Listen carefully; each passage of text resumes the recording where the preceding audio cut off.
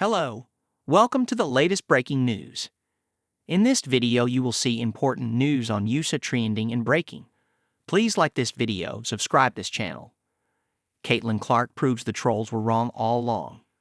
You cannot live without rain. That's just the way it is. Black women are rain. We have watered this ground. There's nothing greater on earth than black woman, Nikki Giovanni. Those words by the famous poet Nikki Giovanni, who passed away on Monday at the age of 81, illustrate long-standing truths about the status of black women in society and culture. Black women are the ones who work tirelessly to ensure the world thrives, and do so with little to no credit, not to mention their understandable frustration of being called upon to save the world time and time again with little support. Those same dynamics can explain what goes on in the world of women's basketball and, particularly, the WNBA, which is majority black women. For the 27 years since the league's inception, primarily black players have had to scrape and claw for legitimacy amongst a male-dominated sporting landscape.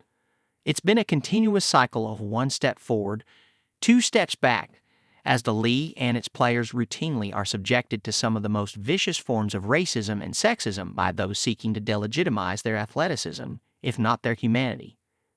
Leave it to Caitlin Clark, one of the most transcendent players in history, to use her enormous platform to acknowledge these realities and demand change.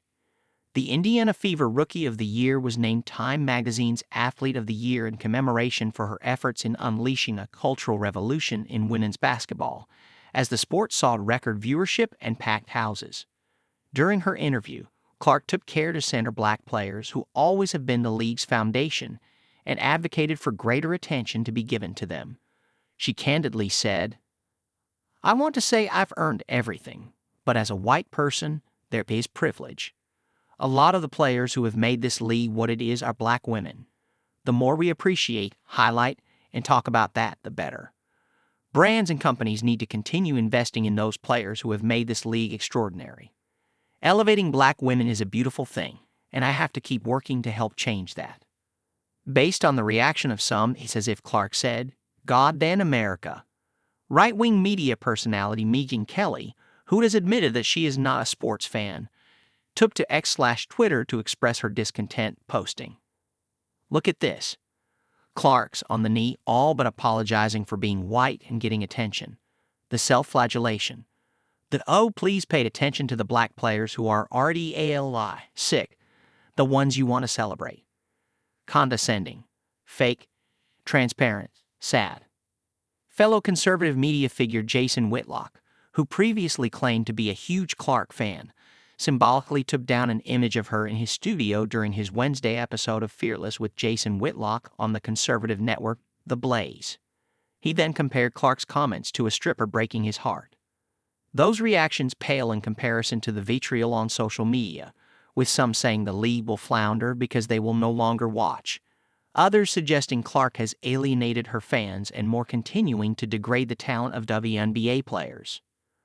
First and foremost, Clark will be just fine and continue to cement her status as a premier player for years to come. Second, these people have shown their true colors when it comes to their fandom. It was never about enjoying Clark's game. It was a way to legitimize their racism, sexism, and homophobia under the guise of fandom. To be clear, the overwhelming majority of Caitlin Clark fans are true fans who appreciate her talent and what she has done for the game. That is distinct from the cesspool of trolls who have decided to latch onto her as a vehicle for their genuine disgust towards black women, queer women, and women who don't fit into a model of what constitutes acceptable femininity. They were hoping Clark would be their prominent culture warrior.